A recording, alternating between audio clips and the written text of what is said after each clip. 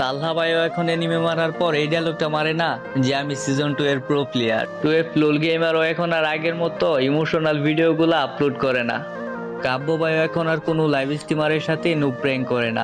হাসির রাজা পররুবেল আর বটলা নাহিদ আগের মতো একসাথে ফানি ভিডিও আপলোড করে না। জুয়েল দা নুব গেমার এখন আর আগের মতো গেমের আননোন ফ্যাক্টস গুলো খুঁজে পায় না।